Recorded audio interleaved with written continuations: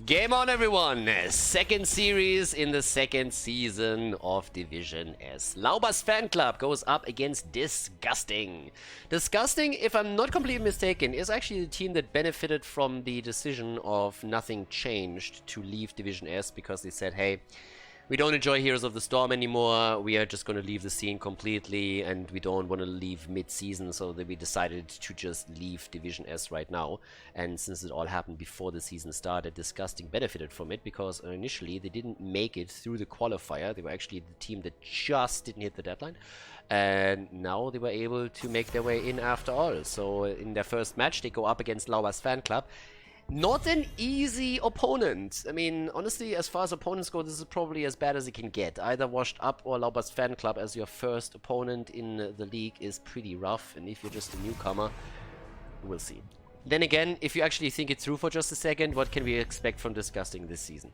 Probably not a victory against Laubers Fanclub right away. So if you are already in a spot where you have to gather some experience in the league and you want to make sure that you're slowly getting your rhythm, it's not really bad if you go up against the top teams first, because those are the teams that, well, let's face it, you're kinda expected to lose against anyways, unless you can pull off a little bit of a miracle there. But if you go up at the beginning of the season against direct competitors later on that with you fight for a position in the midfield and don't want to drop into the Crucible, it's much more tricky if you don't have any experience there when you go up against them. So this is probably, all said and done, not really a bad position for Disgusting in the first place. So we have Deathwing banned out again. Also, Zeratul gets banned against Laubers Fanclub. I mean, Ty obviously still likes his place there. We still have his Tracer and also his Vala up. Two heroes that are played still quite a bit, and we'll see if Ty is going to play one of them. Full Sky Foundry is map number 1. This is a best of 5 series. And Blaze gets picked first. And, well, this is actually one of the setups where they can play him in an offlane or in a main tank position. Lauber has done that a few times, and has said ever since the changes to the jet propulsion, he feels that Blaze is way more reliable with his CC and therefore can be played in that position. Has done that on Infernal Shrines in particular, for example. And now, on the other hand, Mal'Ganis, Li Ming both get taken here. And there's Garrosh plus Alarak. Swam Grotta on his Alarak has some pretty insane plays. And hasn't been able to play him for a long time. So, let's see how that's gonna work out. Because usually when he is getting his Alarak in a decent setup to support him, he is just crushing opponents. And with Blaze and Garrosh here for additional CC, it's pretty rough. Well, Disgusting on the other hand, it comes to the bans now. So you want to talk about the range damage. And they actually ban Hammer out. That's not horrible either, with the setup that is there. That's a great setup to protect Hammer. But there's plenty of heroes that Ty cannot choose from. That's also definitely true. Anna gets banned so that Li Ming can't be nano boosted. There's still enough supports that can be claimed now that would work really well with them. I mean, you can go for Rhaegar, Deckard Cain. You can, if you want to go for a different setup. I mean, you've seen double picks into Oriel, for example. Malfurion is still up. So support side is not going to be an issue for either one of the teams. Still way too much up, but let's see what exactly they feel comfortable with. It's the old man, it's the zoning, and we have Hanzo. It's actually the first time in Division S that we now see Hanzo. Granted, there haven't been that many games yet, but we've seen 4 maps played, and Hanzo wasn't part of any of them. So now the man with the bow is going to go in for honor and try to turn it around, try to Hanzo a couple of people. Henning with Malfurion is a Tracer for Ty. Are we going to get Vala, or are we going to get a Mage? What is Ty going to play today? It's a Mage time. They get Jaina. Burst damage after Jet Propulsion, after Alarak combo, after Malfurion route. A lot of quick bursts to take a target down here. And last but not least, Disgusting. They have one last pick, and what is it going to be? Another damage dealer is not really needed. They need an offlaner. They need someone to take the side lane. So at this point, what are we going to get from them? And, well, last pick for our first map in the best of 5 is Leoric. Nice. Oh, Swiffer. Alright, ladies, let's go. Volskaya Foundry, map number 1. Game on! Volskaya Foundry, our first map in the best of 5, and Laubers Fanclub on the left side with Henning on Malfurion, Lauber on Garrosh, Kopenhagen on Blaze, Ty on Jaina, and Swam Grotta on Alarak. And to the right side, Disgusting, the newcomer in Division S, with Lavakal on Liming, Arkunis on Leoric, Rutek on Deckard, we have Itrax on Hanzo, and Sartuas on Mal'Ganis in our first game of the best of 5 here. Alright, this is the premier map for Disgusting in Division S. They made it all the way here, now they have to try and stay. Again, tough opponent here in number 1, but they have at least one oldie but goldie. They have Leoric, the naughty boy. Say hello to your sister for me. Yeah, will do, my friend. She still speaks fondly of you. Either way, it's Alarak that I really want to pay some attention to. And, well, talking about Alarak, damn, there's the setup and nearly the kill. But thankfully to Deckard Kane, they are still able to keep Mal'Ganis alive. But that got nasty. Just as we are at the back end of the fight, or the skirmish here, Swamgora comes in with a combo and nearly was able to make it happen for the team. And this is actually what I'm really scared of, because his Alarak is pretty nasty. It's absolutely crazy. So we'll see what he can pull off throughout the entire game, but I'm a little bit afraid for the red team, not gonna lie here. And there we go. First blood. Taken down, Hanzo gets eliminated, and that was a quick kill. So the roaming setup that we have from Laubers Fanclub gets the first victim. They have been looking for more. Bot lane, we have Leo going up against Copenhagen in the meantime. So that's we currently have our 1 versus 1 setup, but now it's time for the items. 1 minute in, camps are spawning, and both teams go immediately for the turret. Nobody really going for the support camp just yet, but we don't really have to. It's going to be focused on eventually, one way or another. There we go, Henning and Swamgrota already claiming theirs, and everybody is going to gather towards the mid and top lane now and just double check if anybody makes a move towards the support camp over here and tries to take that down. Okay, so with that said, we now have also the level 4 talent starting to pop in, especially on the side of Laubers Fanclub. Another throw, Alarak is in, looks for the setup, gets the combo, and the kill. Mal'Ganis is down. That's the second kill for them. Yeah, but they lose out on the camp. Oh, for just a second. It looked like Hanzo might not be able to pick the item and maybe get caught here, but he's able to pull it off. Level 4, we've seen this now a little bit more. Triumvirate has been claimed, and of course Dominance has been nerfed by Blizzard in the past, so it's not quite as strong as it was previously. Some players, Maka being one of them, occasionally go also into the Seeker missiles on the level 4 talent, the magic missiles. And in this case, it's Triumvirate. There's a little bit more variability that you have on the level 4 talent for Li Ming right now. On level 1, we actually see the Force armor now for her. Level 4, just saying, we have the Show of Force currently for Alarak. Camps are taken from both teams. Henning is currently trying to time this with the objective in the mid lane, as the red team has already taken theirs a little bit earlier. Level 4, also the Strangling Vines. Pretty important now too, if you're trying to make sure that you can get the kills after you isolate a target with stuns and telekinesis combos that you could possibly get here. With the earlier level 7 that we're definitely going to see for the fan club, it seems like they will have a really good fight over this first objective, and for the red team that's a problem. They need to fall onto the lanes to get experience. If they don't do that, then they will have to fight with the talent disadvantage, and you really don't want to do that against the fan club. That would be a bad idea, so I would advise against that. But okay, with this we now have the level 7s in, as already mentioned, and there's the Icelands coming through. Already a combo set up by Swamgorta, and doesn't quite connect it. Jaina has moved topside to take the opponent's camp down, so this is another push. And the red team is struggling. The red team doesn't send anybody topside to deal with that push. They have Leo at the bot lane. They just now get level 7, but they're about to lose a hero, and Mal'Ganis goes down. Counter kill attempt successful against Blaze as he falls. Calamity for Li Ming is going to help out, but another combo, this time against Hanzo. Still a 4 versus 4 that we see now, but top lane is getting pushed a little bit, and that is experience lost. That's damage against the wall. Li Ming is now rotating towards the top on her golden snowflake, and in the meantime we have more items taken, especially Alarak has moved to the left side to ensure that they have another turret going into the next part of the objective fight. 99% for the red team gives a huge advantage over to Disgusting then again. So that's a nice lead for them. And they're also trying to get another camp there too. But that one has sniffed out, and it seems like the fan club is willing to take that fight. They're already trying to take position, but Copenhagen, it's beaten quite a bit and has to retreat. As it stands, the blue team takes control of the point, but they have to be cautious now. They're trying to go for Mal'Ganis again. Mal'Ganis locked down. Mad damage on him, but the setup with the Arcane forces the kill against Blaze again. Blaze down, Mal'Ganis down, Henning barely survives, Jaina in trouble, nearly gets Hanzo, is trying to move out, and the guy with the bow is alive. Able to take the last hit against Alarak, and ladies and gentlemen, Protector number 1. Right there for Disgusting. The fan club starting to fall behind. Ahead in kills, behind in experience, and behind on the objective. Nice start into their first game of Division S. Yeah, congratulations. Off to a good start here.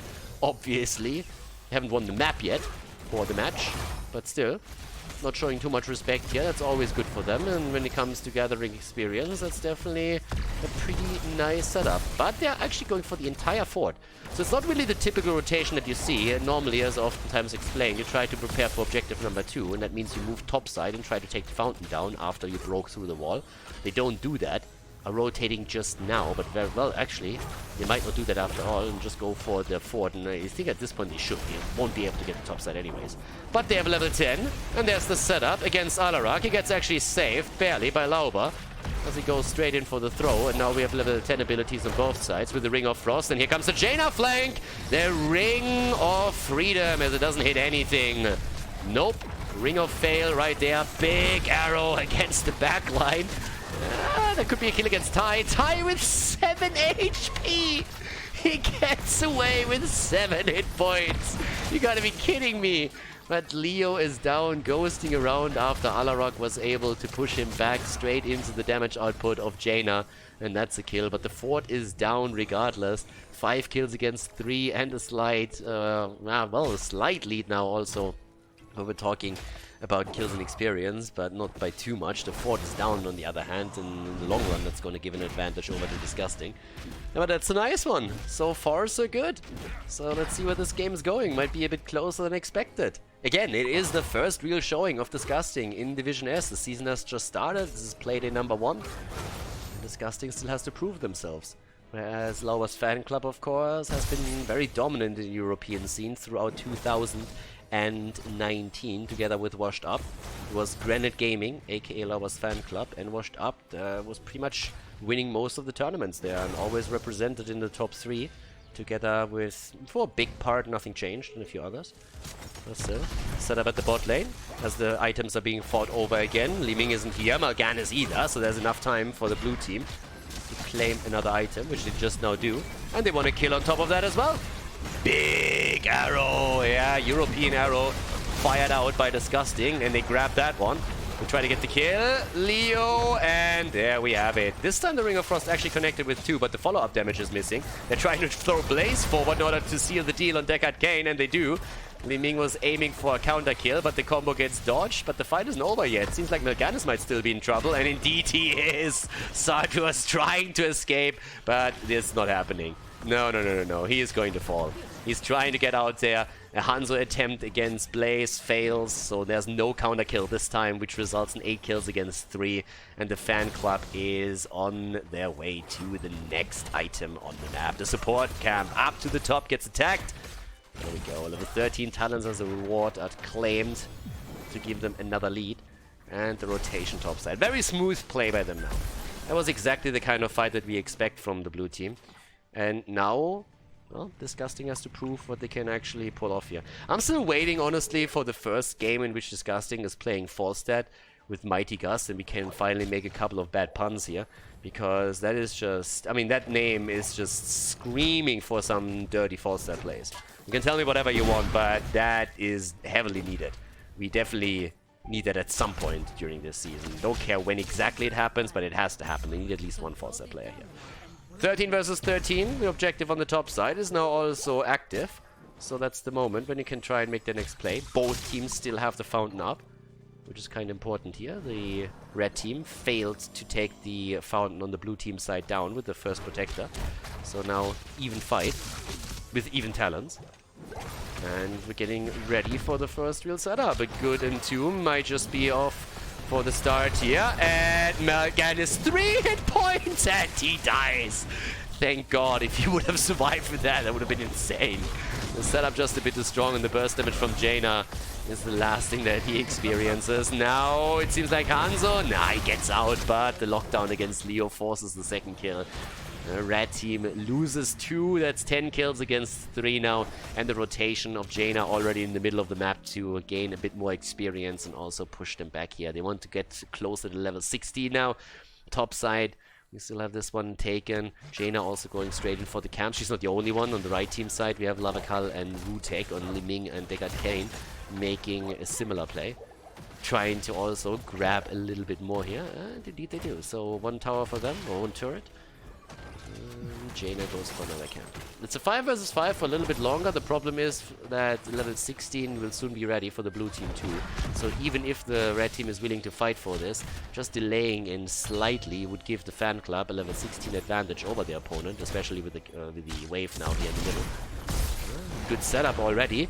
Nice Entomb before 16 is in. If they can get a fight right now, that would be ideal. The arrow, the save by Garrosh. Malfurion is a little bit low, but they again get the lineup against Mal'Ganis perfectly set up for the kill against the front line. Both of them dead, level 16 in their hands.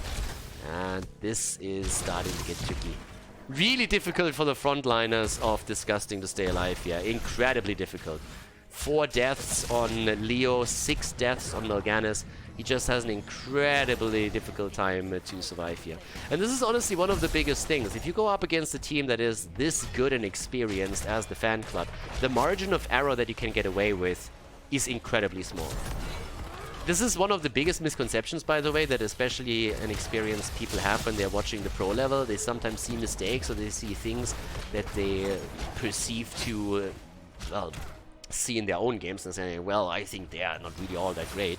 The one thing that most people don't realize is that the margin of error on this level is so much smaller than what you can get away with on lower league plays, or even like that Storm League shenanigans. And if you haven't really experienced that for yourself at any point, then it's an easy misconception that you make.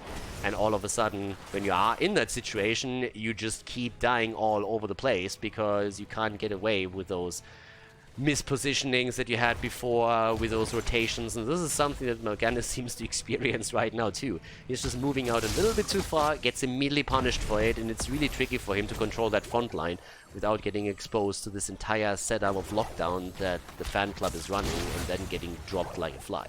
So we have 12 kills against 3, and half of those kills are against the tank.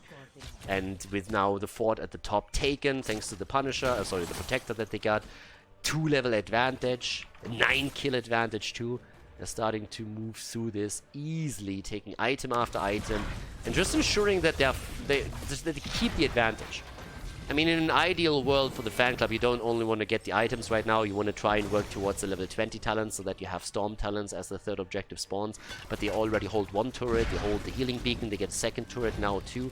So that's a huge item advantage. They don't have a talent advantage right now. So they're not aggressively pushing on the right team side to steal their camp away. They don't want to really take a fight now.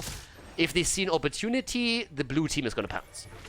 But they're not going to force it too aggressively for no reason because, well, there is still an even talent battle. But right there, there's a chance. Arrow gets soaked by Blaze. Leo is incredibly low. Malfurion already with his ult as they're trying to fight over this. Li Ming is in trouble and so is Leo. Both of them on the run. The jet propulsion connects. There's the throw. Li Ming teleports and is trying to escape here. But Tai is still attempting to lock them down, making the play for Tai. Ring of Frost doesn't hit jack shit. And it could be the mace to the face against Tai, but even the orb doesn't connect from Li Ming, and the red team has to yield the position.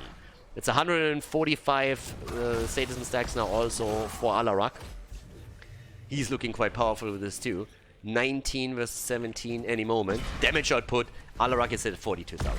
I mean, we talked about Alarak already a bit in the draft. Swamgrota is just rocking that hero.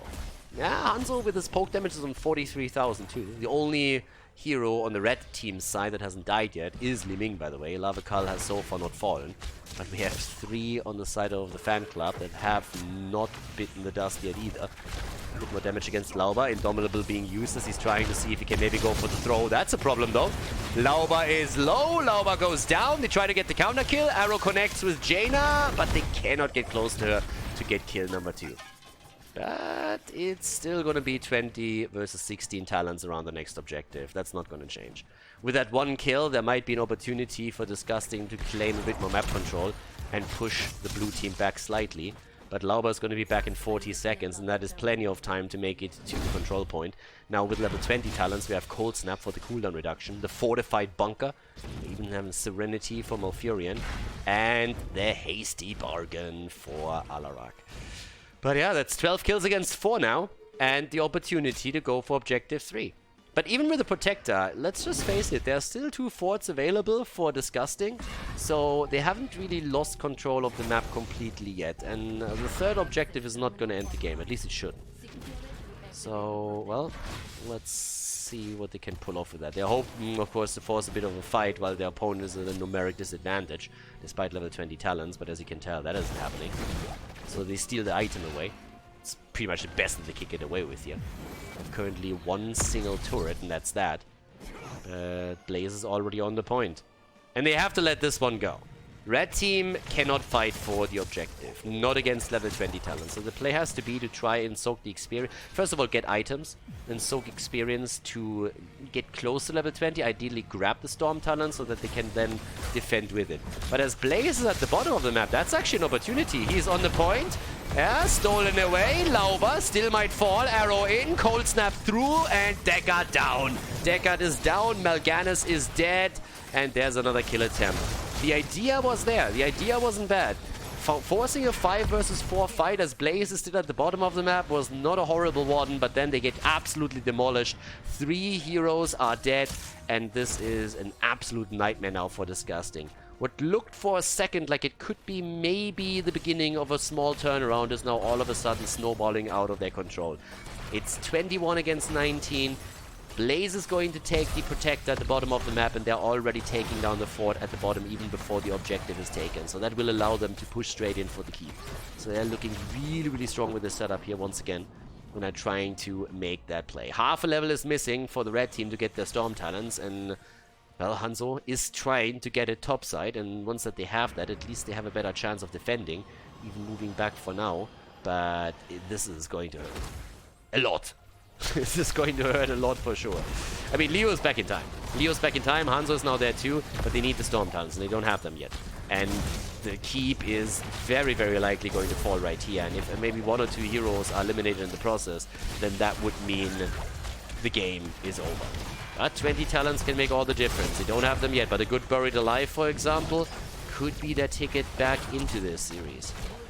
Keep is down, and I think the fan club is likely going to fall back after this. There's not really much more to win. You know, they can't go for the core unless they get a quick victory there. Ah, well, a quick kill. There's the Buried Alive, already used. Tranquility immediately after that. They force the fight. Protector is still in. That could be the kills, and if it is, then it could be game. Lauber is low, but he still gets saved, and the old man, saves himself with a quick potion. Okay, pulling a Severus Snape here. The little Potion Master still in play. The kill attempt against Blaze. Fortified Bunker. Cold Snap. Blaze. Jet Propulsion attempt. And the mace to the face as Leo comes in and takes him down. Nicely done. Great kill. Topside is pushing. 15 against 5. And it's again the hunt for items and experience that we have. They go straight over to the left and they're saying, boys, if you want to fight here, we are happy to oblige. Where's the Entomb? It's on cooldown. 3 seconds, that's all that they had. Okay, they didn't have more than that. 3 seconds. If that Entomb, if that Buried Alive would have been ready, I think they could have forced it and taken the second kill against them. It was a clutch one. It was a close escape there. But the keep is down after all. Structural position, huge lead for the fan club. And there's a little bit more momentum now for the red team. I mean, 62,000 damage on Junker by now, 60,000 on Alarak. 3 kills against Blaze. Garrosh has died once. 7 deaths and 5 deaths on the front line for Disgusting. Yeah, they are having a tough time with this. For sure. Well, Mal'Ganis is maybe finding his rhythm a little bit. The last few battles have been a bit better for him. And with the level 20 talents, Leo in particular has now, of course, a huge impact. Buried Alive is a game changer. Always has been and always will be unless Blizzard drops the patch hammer at some point. Also on top of that, they have now Bullseye. So a little bit more action. But yeah, just the rotations on the map. And objective number 4 is going to spawn in the middle of the map again. Which is incidentally where there's still a fountain for the fan club, for Disgusting. They want to try and take that down, which they can easily do now. So that makes it a bit more of an even fight over the 4th objective once that it is announced. 150 sadism stacks now for Alarak on top of that. It could still get close. Again, this is the moment really when if you lose a team fight, if you're Laubers Fanclub and you lose a team fight now, you can still lose the game. Problematic is that on a macro level, we have now catapults pushing the bot lane. And 20 minutes in, those catapults start to severely hurt. This one is going to be taken out easily, so it's not going to be a big problem yet. But since this fort hasn't fallen yet either, there is no counterweight to it. There's no catapult spawning on every 3rd wave for Disgusting, so this is always going to put pressure onto the bottom of the map, and heavy pressure at that. So if they don't pay attention to it, they will lose that shield quickly and then suffer damage on the core. Especially now that the control point in the middle has been announced, and okay, Leo makes the play down. So he takes one catapult down, might even take this one before he makes a rotation. Nope, goes up. But it buys them a bit more time. So that was definitely a smooth move. Something that he had to do. But in we go. Items are taken. We have 1 turret, 2 turrets for the blue team. Still the healing beacon on the other side. Catapult already at the bot lane. Again, pushing. Time is of the essence here. 15 kills against 5. It's all about the entomb at this point. Need to spread this out a bit. Jaina keeps herself way in the back for exactly that reason. There's the throw, there's the setup, and the quick kill against Leo. Can't entomb when you're dead. IQ 200 plays right here, and they're starting to go straight in for the 2nd kill. They want rotate, they want the old man, and they're gonna get him. Deckard Kane is down. They take him, he's dead already. They look for more, they can't find it. But this is a great setup now to end game number 1. Only 3 heroes survive from Disgusting. Satros is trying to get away. Jet Propulsion misses him actually, and he is walking away from that without any problems. But with 3 heroes down, oh, that's still a kill against Jaina. Jaina is down. There's your counter kill. Alright. But still, Protector is claimed. And even without Jaina, they should be able to seal the deal now. I mean, they're already looking at 3 catapults at the bottom of the map. Alarak has to escape here. Leo is going to come back in a few seconds. And, well, he's not the only one. Deckard Kane is down for another 18. And Hanzo already took the catapults down. So no catapults for this one. Protector, 22 minutes in on the way towards the core. And there's a full-on defense against him. Li Ming survives! Li Ming gets out. The core cannot run though and is taking a beating. Yeah, that is going to be game number 1. That's the lead right here. Laubers Fanclub takes the lead against Disgusting in the first Division S game or match of the fan club in season number 2. GG, and well played as we're heading into game number 2.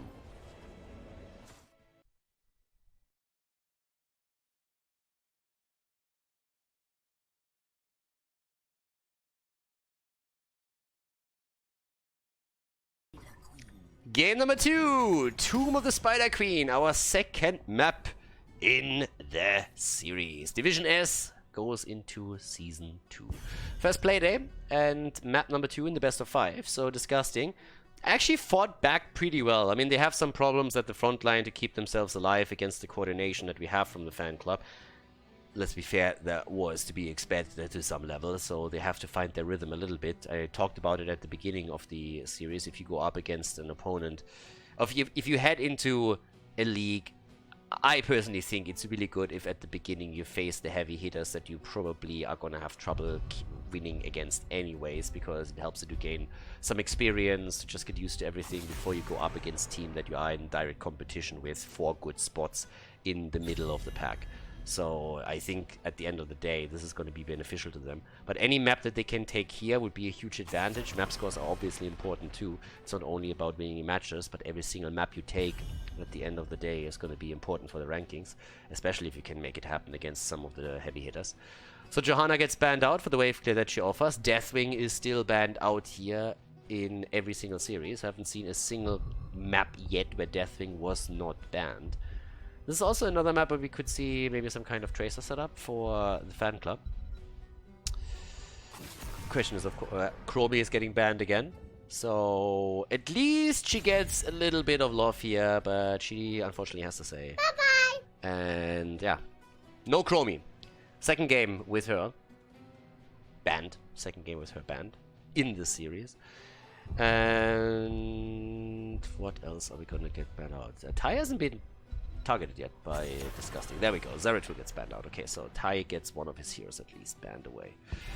Yeah, the Chromie setup or them banning it out, Disgusting might have also have a bit of an affinity for the hero itself, but of course the poke on her is quite strong. We see her a little bit more often. I mean, a lot more often actually, after she received several ban cycles. There we go. Junkrat in again. Slumgora likes his hero. He likes his Junkrat, he likes his Alarak, and in this series, at least so far, he is getting both of them. Okay, let's go. And yeah, there's the first pick, first ban. So, interestingly enough, it seems like Disgusting took map choice. The losing team can decide if they want to have map choice or if they want to have first pick, first ban. And usually most teams go for first pick, first ban. But Disgusting apparently has decided that they want to choose the map instead. And they went for Tomb of the Spider Queen, where they now go for Vala and Oriel. We've seen a similar setup in one of the previous matches in Division S already multiple times. Oriel, after the changes to her ult, to Resurrection, a little bit more popular right now, especially of course with Vala, who generally speaking was already like massively in the meta for the last, I don't know, 6, 7, 8 months. An ETC plus Malfurion. Okay, so Lauber gets his hero, Malfurion gets locked down, the power slide into the roots is there, and the follow-up with Junkrat and pushing targets with the mine back into the team is of course another tool that they can now use. Right team side though, what do we have from Disgusting? The ban against Blaze. They're finally done with him. Blaze gets banned. But ETC can still be comboed off with a lot of heroes there on the side. But of course with Blaze there's a lot of additional safety that you have. First of all, stun setup is much better. You have the slow available, and also Bunker is just credible to keep heroes alive in general. And if ETC goes a bit too deep, that is definitely useful. But what's the ban on the other side? If you are afraid of a double, okay, they ban Morganis out. The question, of course, that we still have for Disgusting is double support, yes or no? Vala can be played with a double support or without one. Ever since Blizzard increased her hit point pool, she is able to be played in a solo support setup, whereas previously, because of the low hit point pool, if you wanted to play her, you pretty much had to add a second support to the lineup. It's actually something that Laubers Fanclub did a lot. They were one of the few teams that picked Vala for Tai even before Blizzard made the changes buffed her. Dibbles and Leo. Okay. We're going into a little bit of a Diablo setup here with this. Look at that. Get the Demon Hunter. We have Oriel, Leoric, and Diablo. So a little bit of a theme setup that Disgusting is using here. But let's see. Last few picks for the fan club. Really? Suljin? Alright, Tai with Suljin. Yeah, the auto attacks are in against Diablo. This is gonna be an interesting one to say the least. Give him the axe, baby. Give them the axe right there. Last pick for Lavakal. What's it gonna be? Second supporter, second damage dealer. They need one of the two now. And it is Khaldor, Sasha Lenore, Mr. Salami himself, makes it into game number 2. And ladies and gentlemen, that is our second map in the best of 5 here in Division S. So let's jump into Tomb of the Spider Queen. Game number 2, and the draft is real. Laubers Fanclub. They were asked how much damage, and they answered all the damage. Handing on Malfurion for the blue team, Copenhagen on Thrall, Svamgrotta on Junkrat. Tai is ready to give them the axe, and Lauber plays ETC. On the right side, Disgusting with Lavakal on Kel'Thas, one of the 2 maps where you can play Kel'Thas on the higher level. Interesting still to see him actually add the hero here. We have Rutek on Oriel, Itrax on Vala, which also means that Vala is played with a solo support now. Sartuas on Diablo, and Akunis on Leoric. Okay, so Kel'Thas is breaking the setup here a little bit, but still, let's see how this pans out. With the lanes being close together, Devil's Due is going to get quite a bit of value because you have access to quite plenty of globes. The Trolling Thunder on level 1 gets now taken as well, so yeah, trying to work in the auto attacks here of course, and heal and having the additional bounce of course, is going to help if you want to interrupt on any kind of channel on the objective. But the hero that we have to watch out for the most is Suljin, the king of brawls. He reigns supreme in brawls because of the continuous 5 versus 5 battle where he can endlessly stack his level 7 and his level 1, and now he's gonna try and make a similar play also in this game. Now this is a map where you traditionally see teams fight a lot more because it's a small map where you just go from lane to lane, especially with the 4-man rotation. So if Tai is able to weave in good auto attacks, he's gonna have a good time on Suljin. It's not really a hero that you see a lot. Sometimes played in North America, very often played in brawls, also sometimes in the lower leagues, but at least on this level, normally not a hero you get to see a whole lot. And in this case, actually roll over. Oh! First blood. Leo goes down. That was a quick kill. Was that a solo kill? Did I see that right? Seems like it. Thrall against Leo, and Thrall survives. Ties, like, don't lead them to me. I'm trying to take a camp here, bro. But still, that's exactly what happens. Interestingly enough, the Headhunter counts, actually. He was in range for the Leori kill, so that's already one Headhunter stack. When you talk about Suljin, there's a couple of aspects to it. If you go for Headhunter on level 1, then of course you're trying to get the entire... Well, every kill counts. But you're looking for the range increase. This is really what makes and breaks this talent. You get a lot of damage already through it, even if you just get a few kills, but the range increase is just fantastic. With this one, especially the 15 kill benefit is great because that's even more range increase. So if you're safely sitting in the backline while you're hitting those auto attacks, that's great for you. But if you go for Arcanite access on level 7, you have another endless stackable quest available to you, and then the quest reward on 30 stacks for the baseline is quite powerful as well. And talking about powerful, they have a very, very powerful and aggressive setup at the bottom of the map though. Suljin is currently sitting at 4 stacks here and is trying to do his thing. But, well, let's see. Talking stacks. 3 on the possible pack. Alright, another setup right there. Could actually help him to complete it nearly. He's sitting at 5. They nearly get the kill against Vala. Barely missed out on it. But Suljin starts stacking. Tai gets an auto attack in after another 6 stacks already. It's pretty good for the early game. Needs to be careful of Diablo, of course. If Dibble gets a bit close to him, 1 domination and a pushback is gonna be, well, maybe not his end, but we're really gonna give him some trouble with the Shadow Surge there. Either way, multi-shot build for Vala. That doesn't come as a shocker. Great build in general. Not even only for the map, just generally, there's a fantastic build for her. Bit of an aggressive setup here in the middle as the blue team is now starting to go for their own camp. Red team has nearly their own completed. So they go for the night camp here on the left side. Suljin is helping out. Again, the 6 stacks for him. And Tai is just wailing away with the auto attacks. Going up against Vala in the damage output here. Lauber needs to be careful in the middle of the map. Sartos is obviously very interested in locking him down here. Oriel is ready to crack the whip on them. And, well, might do that in the fight then. For now, talk about cracking the whip. Repeated offense already taken right here. And the turn-ins are coming. 26 against 32 already turned in. With Junkrat against you, you always have some trouble getting those turn-ins completed because, well, he is just launching grenade after grenade, and those are incredibly annoying if you're trying to make a play there. Kalthus, of course, with the Mana Addict on level 1. Standard talent to be taken if you're playing on any higher level. Convection and anything else is just bullshit on level 1 if you're actually trying to win and playing on any decent level of Heroes of the Storm.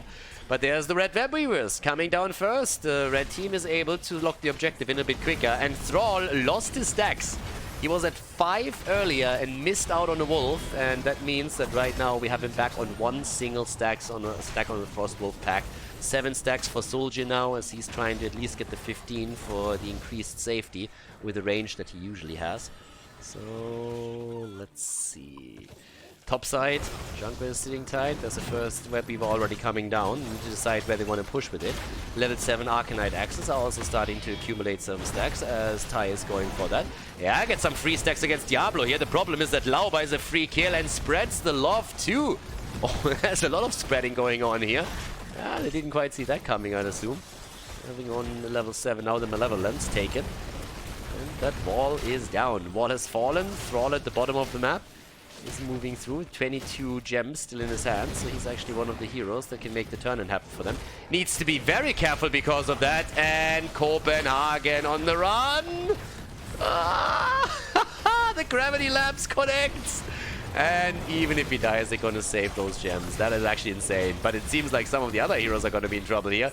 Suljin gets the kill against Leo. Unfortunately for him, he already had that locked down for his Headhunter quest, so he would have probably preferred to get someone else instead. But they're closing in on level 10 now, which is great for them, especially since it seems like they can get the turn in plus level 10 at the same time. And guys, a push with Web Weavers plus a Siege Giant Camp and level 10 ability advantage over your opponent, I mean, doesn't really get any better than that. So that will be difficult to stop. Also, we have Guillotine. Yep. Tai comes in, is like trollololololololol. Gives them the axe and gives them the guillotine too. Okay. Level 10 is not ready yet for the red team, but they still of course have to set something up here. But bot lane is already the result of the advantage on the Storm Talons, as the Ford is on half HP as the Web Waver comes in, plus the Siege Giants. I mean, this one is just gone. There's nothing that you can say about that. Lavikal 16. Can they actually save him? Phoenix is taken. Okay. And dropped. Also, look at that. Oriel with the Aegis. Aegis and Apocalypse. Vala hasn't made a choice yet. Ford at the bot lane is down, and now they're trying to work on the middle of the map with another wall falling and maybe even a fountain taken down. That would make it even more difficult for Disgusting to move into the middle of the map for another turn in intent. That's a good setup though. Laubers slides straight into the Apocalypse as he's trying to dodge the team's damage. Yeah, there's a sub-talk damage. That was a nice one. And nearly a kill. Great Aegis actually. Perfect against this. Oh, the whip! Keeping them alive. Oriel, yeah, she handles it perfectly here. The Indiana Jones of Heroes of the Storm is making it happen. But damn, that was a pretty sweet setup that we just saw.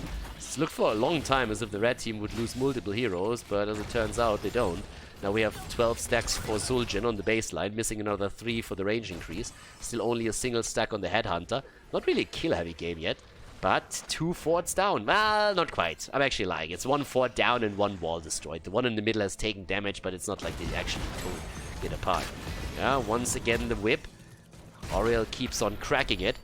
And here comes the play. 21 stacks for Khaldor, gives him the shield. So he has his quest already completed. Turn in is possible for the blue team. They are only 7 gems short of completing another one. Red team doesn't even have the amount of gems that they need. And they haven't turned anything in. 15 stacks for the Arcanite access. Suljin's to look at it, and there's the second wave coming now. And they might get level 13 just to push with it.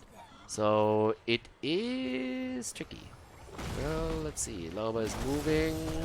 2 web weavers are descending, and here we go. Starting to go straight in through the middle for a second fort, and without the web weavers even, they already make the attempt, and I don't really see anyone stopping them there. Phoenix, definitely a good move, but still, it should not really change anything. This fort has to fall, simply.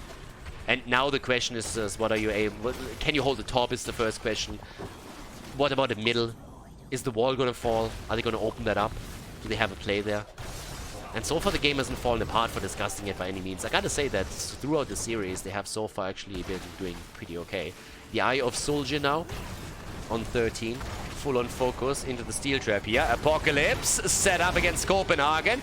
Max damage against Diablo as he runs away. The mosh pit and the kill against Oriel. They could kill against Khaldor, and they do. That's 2 more stacks for the level 1. Make it 3.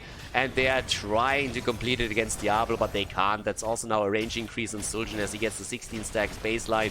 And that, of course, is a quick flip in the game as they crush through the middle. At the bottom of the map, the Web Weaver is still there. Suljin moves in and just hammers auto attack after auto attack home as they're trying to get a kill against Leoric. If he dies, that would be a disaster. He's currently sitting on 24 gems. He saved what he could save. That's the end of the first keep in the game. Damage output now. Suljin is sitting at 26,000. Thrall on 33. They still have to move away from this one. But that was a highly successful attack by them. And they now use also the opportunity on the way back to claim in that. Then again, up to the top. Svamgrota gets keep number 2. And dies regardless. Loses 17th gem. I'm gonna call worth it right here. Getting the second keep is definitely worth losing a few gems for. 13 talents are in for the blue team, but for the red team, but the blue team is already working on level 16, and I mean, they are crushing it. We're 10 minutes into this game, and they've taken 2 keeps down. They're looking fantastic here. Red team has the amount of gems they need for another turn in, so that at least a little bit of light at the end of the tunnel. But they need to turn it in soon, and then they need to push with it. The problem is, I mean, they have to turn in. They can't really delay it, and they probably don't want to either. But if they turn in now, it means that level 16 is going to be ready for the blue team to help with the defense if they get the kill against Lauber, though. That would be a very different setup. And Lauber, the whip! Oriel comes in, bam! And no chance for ETC to escape. Into the corner with you. And that's the end. The cow is down, and all of a sudden the turn-in looks a lot more promising. Talent advantage or no talent advantage doesn't matter anymore. If you get the turn-in right now, while he is still dead, then you might be able to push something here. Maybe even go for a boss at the back end if you get another kill. But now it doesn't look like they're going to go for the turn-in after all, at least not right now. The mid lane is being pushed. The bot lane is a huge problem with the siege shines coming in. So that's another big issue. They're trying to make the play at the top, and Kel'Thas gets beheaded by Suljin as the axes come through. And now there's the turn-in. Couldn't get any worse. Could not get any worse. Now you get the turn-in, but you just lost one of your damage dealers. At the bottom, your core already gets attacked. They're looking to defend this, of course, but that Web Weaver wave is not going to do anything for them. Absolutely nothing. Professional circus, we call that doing jack shit. Nothing's gonna happen with this. I mean, literally nothing. This one is like down immediately. They're starting to move straight in towards the middle. And oh, if ETC connects that slide stun, he's gonna go straight for the mosh pit and try to set a dance party up for them. That would have been a problem too. So here we go. 6 kills against 3, 17 against 15. Oriel cracks the whip again, but this time it doesn't connect. They're trying to make a play here. Can't though. Svamgrotta is still safe. Entomb or no Entomb, doesn't matter. And they're poking away at the last remaining keep on the side of Disgusting. Trying to take that down. 20 stacks for Soldier now. 41,000 damage for Thrall. So this is falling behind here. Vala a bit low. Diablo, by the way, has not died in this game yet. He's the only one that has not fallen yet. The only one that keeps Suljin from completing his quest. Uses the gate here to escape once again. And with the Ignites on level 16, Svamgrotta is currently getting quite a bit of Living Bomb damage pushed onto him. They're trying to make another play, this time against Leo, and I think this time they're going to get him. Leo goes down, the poke continues. They still want to have that keep. The fort at the top lane falls because of that. The fort in the bottom of the map also falls, but they're still gonna walk away with the keep. So they're totally happy of sacrificing those side lanes and making the play for the last remaining keep, and then fall back to soak up all of that experience that they currently missed on the way back. I mean, fair enough. 22 stacks for Suljin is also making sure that those auto attacks are just going to hurt more and more and more as the game continues. Now a quick setup at the top side where they're getting all of the XP. Easy peasy. Same is happening at the bottom of the map, so that puts them even farther ahead. More than 2 levels ahead now, to be exact. And a bit of a YOLO boss by Disgusting. Disgusting goes in and says like, well, we're so far behind at this point we can just say fuck it and go straight in for the boss. We might as well. Might work, so let's just try it. And honestly, it seems like the fan club didn't see that one coming. So now the boss is taken. And the fan club is like, wait, what? Yep, nicely done. I mean, again, it is a YOLO moment. If the opponent comes in and takes it, then you have a problem there. Of course, it's always a little bit tricky to funnel into that position. If you are the fan club, you don't want to give your opponent an opportunity to come back into the game. And if you are moving into Entomb plus also Apocalypse, it's always tricky. So if they sniffed it out a bit too late, it's not worth to just funnel into the choke point. But if they would have seen it a bit earlier, they would have definitely tried to play around it. Now, though, that boss, is it really going to do enough damage? That's a bit questionable. Depends a bit on the rest of what the rest of the team's doing. And they are trying to go for it. Disgusting makes a good choice here. They have to YOLO. They don't have another choice, and they're trying to YOLO for Ty, and they get the kill. Ty down, but still the quest complete counts for him. He dies, and so does Dibbles, and the quest completion is still activated, and the keep is taken. Diablo is back. He makes sure that the catapults don't do enough. Pushes one in, nicely done, and they don't even lose hit points here. But I have to admit, Disgusting makes the right plays. They get the kill against Junkrat now on top of it too. And he B-steps his ass. Nicely done. I love that. That was awesome. No, but the choice is really a good one. I mean, they already had no keep left. So they were saying, listen guys, if we just play this slow and play it safe, we lose. It's over. So let's go boss, let's YOLO that, and then just push with everything we have and try to make the most out of it. It's the only play we have. If not, we're going to lose 100%. This way, we might lose too, but it's still an opportunity to maybe make a bit of a play. And they did. They got 2 kills out of it. They got the keep. And now they stole a few elements of the opponent away too. Now, the catapults that are continuously pushing against them are still an issue, as you can obviously tell. I mean, the core is already losing hit points here. They're still behind by 2 keeps, so it's not like it's an easy game for them all of a sudden. But at least they bought themselves a ticket. They have a chance of coming back into this. I'm not saying it's a big chance, but it's at least an opportunity. Top lane, there's an equilibrium now, since both teams have no keep left. Ford at the bot lane is down. Ford in the middle still needs to be taken. 88% on the core. They need 20. That's a big problem. They don't have Storm Talents yet. Their opponent does. Fan Club wants a fight.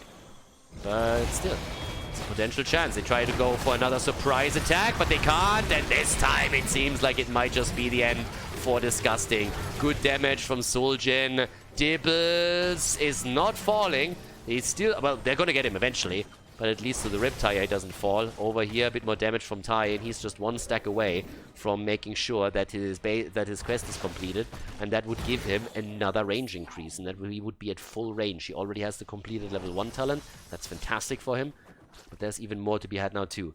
And Lauber wants to make them dance. Lauber wants a party. And... zoning, baby! And Oriel denies it with Aegis for a second, but she just delays the inevitable. That's the kill against Oriel. And Suljin gets another one. Goes up against Itrex. I'm not so sure if that's going to work for Vala. Nope! There's the kill. Tai takes it. And with 5 man down and a full team wipe, they go straight in for the core. Here we go. 62,000 damage by Thrall. 50,000 by Suljin. Vala can't quite keep up with that. Nicely done by the Fan Club. They take the 2-0 lead in the best of 5 series here against Disgusting. Nicely done and well played by the blue team here on Tomb of the Spider Queen.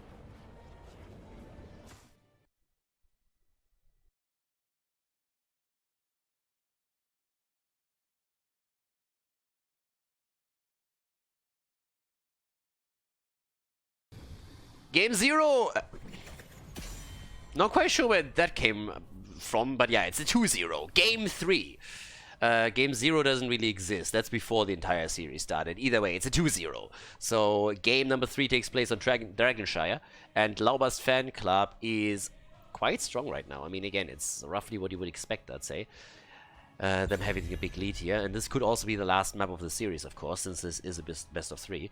But Disgusting is honestly playing better than I expected. It might be a weird statement to make, but again, if you're going up against one of the top 2 teams right at the beginning of Division S, when you just made it into Division S, how realistically can you expect to really come in and all of a sudden take them down?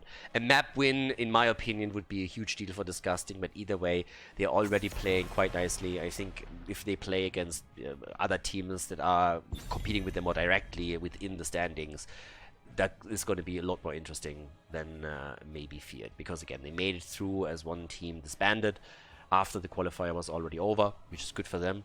So kudos also, thankfully, because like thanks to them that they actually were able to make this happen so quickly, or that might have been a little bit more problematic to fill that slot. But as it stands now, we're going into Dragonshire. It's a 2-0 for the Fan Club, and they're looking good with that. So Deathwing is banned again. Team's obviously not really happy with the balance on the hero right now. This is the 7th game in a row, but Deathwing is banned. So Deathwing currently has a 100% ban rate in Division S. Granted, this is only the 2nd match, so we could see a little bit more. There's other teams that are going to play during the first play day, but as of now, Deathwing is just insta-ban the entire time. Okay, so Johanna gets picked as the first hero on the map. Zeratul has been banned out again. Rexa is also eliminated, so the king of Dragonshire is not making an appearance on this map. Rexa's did incredible on that. Junkrat gets played again. I mean, Swampgrotta, as I said before, he loves his Alarak, he loves his Junkrat. He gets the access to Junkrat immediately once more. Mal'Ganis is taken now too, so an easy pick on him after Johanna was taken away. And how is Disgusting going to react to this? Are they going to try and maybe make another Vala play happen? the setup with Oriel would still work on this map here, for sure. There's obviously other heroes that you have to consider too. The Haka, Falstad, just trying to play around the globals again. But a Li Ming Ana setup. So nano boosted Li Ming once more as a tool to keep the fan club at bay here. And to be fair, Li Ming actually did a lot of work in game number 1 for them. Lavekal played a really solid one. If he gets a good nano boost and is able to get some easy kills, maybe against Junkrat or someone else with a nice combo plus Calamity, they might be able to snowball one of those fights. So that could definitely happen. Ban patterns though, most of the offlane probably that we're going to look at now, which is going to become important. The next picks get over to the fan club, but they're taking Hanzo away. Okay, no Li Ming and Hanzo set up for them. Yeah, but the top lane is gonna, like, from the fan club, it's actually a bit interesting what they're gonna do now. That Suljin pick on the last map was definitely a little bit out there, and with them, it's really tough to tell where they are really saying, okay, this is a hero that we believe we can play against any team, even against Washed Up or another team, or this is a hero where we just think he is kind of fun and we can get away with it against the team that we're playing right now. But I want to see if throughout the season they're going to play Suljin a little bit more. I personally doubt it a bit, unless they go up against weaker teams, but I would be very pleasantly surprised if they felt that Suljin all of a sudden has a place, even if it is a small one in the meta itself. Because so far, as an auto-attacker, Suljin has always fallen short compared to other heroes, especially, of course, Dybala, which granted was taken by the opponent's team already. But here comes Samuro. Copenhagen is going to play with the Blade Master, so we get a bit of Samuro action in this game. I actually like it. Nice. What's happening for Disgusting? What are they going to pick up now? Topside, of course, is going to be highly important now after Samuro has already been shown. So what is their answer to that hero? And, well, it's Sonya. And there's Falstad. So Falstad can actually fly up topside in order to set up a bit of a gank if they feel they have a chance with that. And what is Tai gonna get? We still need a bit of a damage healer for... Oh, ho, ho, ho! Valera! Okay, Meme City, baby. Valera and Samuro taken for Laubers Fanclub. Game number 3, everybody. Let's jump in. Dragonshire is the map, and we'll find out if Disgusting can win the map or if Laubers Fanclub seals the deal here with a 3-0 against their opponent in Division S. Game number 3, Laubers Fanclub on the left side of the map. Henning on Malfurion, Tai on Valera, Swamp Grotta on Junkrat, Copenhagen on Samuro, and Lauber on Mal'Ganis. Well, and over to the right side of the map, we have Disgusting with Ana, played by Rutek, Itrox on Falstad, currently looking at Lavekal on Li Ming again, as we already saw in game number 1. We have Akunis on... Sonya and Satuas on Johanna this time. Okay, so let's see what's happening with this one. I mean, honestly, we have Valera for, first of all, Tai. That's interesting. Crippling Poison on level 1 here as the first one. And also the Samuro factor. We had a couple of... Oh, there's a big flank, by the way. Holy hell. Bit of a nasty surprise setup against the fan club, but nobody really fell for it, so there wasn't a rotation yet. Everybody was ready for the skirmish in the middle of the map, but nobody really expected the wrap around through the top. Pretty interested to see how much Tai can actually get in terms of kills. I mean, there's a lot to kill, actually. Ana, Falstad, and Li Ming are great targets for Valera now, if he can get close enough and really get that setup. And the burst damage that comes from her is going to be really difficult to handle. So we'll see if this is going to work out or not. But yeah, so top side, that's currently where Copenhagen goes up against Akunis. We have the Way of the Blade on level 1. And Samuro will be interesting in this one. This is a big map. It's another one where he can definitely shine. No big talent surprises just yet. Quick take on the camp here, on the other hand. So they really want to set up aggression through the top lane, apparently, and try and use that. But let's see what's going on at the bottom of the map. That's where the siege giants are currently taking. Okay. With this, Lauber is already moving in to take that. Siege camp is taken. This one is still up for grabs and hasn't really been taken by the red team yet. But they can make the rotation towards the top now. Bottom of the map with the siege giants. They're actually pushing for the wall already. Falstad is trying to deal with that. Copenhagen at the top. We have Samuro and Budget Samuro. So spin to win on both sides pretty much. Depending on the level 10 choice, obviously. Let's just put it like this. And let's see what's happening down at the bottom of the map. Over here. Level 4 talents are in. Okay, there's already the orb build for, well, not really the orb build, but orb talent on level 4 taken. They're trying to make the play for Rutek, and First blood. there it is, the kill against Ana. Ana down, first blood over to the fan club. And they actually have the control over both of those altars already. If someone is able to make it quickly into the middle, they might even sneak a Dragon Knight in. But Tai has to move away from the mid lane because Johanna is already quite too powerful there. And here we go. Top side is still under the control of Samuro. We have also camps now claimed from the blue team as they're going for their own night camp. The Relentless Strikes come in on level 4 for Valera. And another setup with... yeah, the camp taken down here. Tai has to be cautious because he can't really deal with Johanna just yet. And as long as the rest of the team is focusing on their own mercenary camp, they lost control over the Dragon Knight, over the shrines. But they obviously don't want to sacrifice the Dragon Knight just yet. So they have to be really careful with this. Already the moves to the top now, but at the bottom of the map, that's a problem all of a sudden. That could in theory even be a setup for a potential kill if Sartoras gets caught. Double control on the temple. It's a little bit threatening right now. Laubers is trying to sneak this one in. I mean, he's not really subtle about it or anything, but now that Tai is making his way through, they might be able to pick that up after all. Nobody's been going for any of these shrines just yet. There's 3 heroes in the middle of the map right now. Sonya is finally making a play towards the top to grab this, so I don't think there's going to be a Dragon Knight anytime soon. Down to the bottom of the map, Svankgrotta is poking with the range against Sartoras. The problem is that top side. There's already Valera moving in. With the level 7 talents, we actually get the crushing blows now for Samuro. Bottom of the map, there's another attempt against Johanna. Could actually be a kill. They push her out, and that is that. Johanna down, Tai on the way straight into the middle with 2 kills against 0. They're currently looking decent. And they're currently attempting to get a kill against Falstad as well. So, at this point, well, Lauber can't really set anything in motion yet, but with the 5 versus 4 setup that they had for a few minutes, or well, for a few seconds, they could at least start taking the camp at the bottom of the map, and that is going to help them to crush through that gate. And if they can take that fountain down, that means that the top lane is starting to shift in balance in their favor quite heavily, because this is where all of the sustain, of course, comes from the bot laner. If you have no fountain available that you can fall back onto, if you're getting bursted down, then you have a problem. And the first tower is about to fall. If they can get the second one, the killer would be great. Tai is already sitting on the side. They are looking to potentially kill someone here. There's the attack against Ana. The root is missing, but the mine doesn't. And that's an Ana kill. Tai, on the other hand, goes down too. Sniped by the fort. Henning is on the run. He's not going to make it here. He can buy some time, but that's all there's to it. 2 kills against 1. Nice trade for Disgusting. Really, really well done here. Okay, so 3 kills against 2. Top side. Sonya has taken control over this already. And, well, let's see. Might they be able to get with the dragon... can they be able... can they take that Dragon Knight? Tough language today. So, Lauber is actually dying for as long as he can, and the dead heroes are now back. The problem is he is incredibly low already, but at least Junkrat was able to claim the bottom temple, so that helps. Tai hasn't really made any big difference with Valera yet. They're looking for those kills, and they got the one against Ana, but that doesn't help you if you can't get out alive.